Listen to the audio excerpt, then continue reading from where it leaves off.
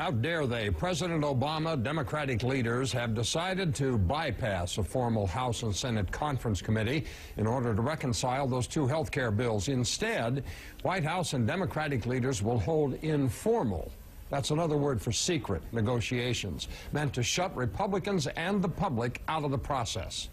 What a far cry from the election, when then-candidate Obama pledged to, quote, broadcast health care negotiations on C-SPAN so that the American people can see what the choices are, unquote. President Obama hasn't even made a token effort to keep his campaign promises of more openness and transparency in government. It was all just another lie that was told in order to get elected. The head of C-SPAN wrote a letter, asked Congress to, quote, open all the important negotiations, including any conference committee meetings, to electronic media coverage, unquote. When White House Press Secretary Robert Gibbs was asked whether the administration would support televising the negotiations, he refused to answer, instead mumbling something about, well, I haven't seen the letter.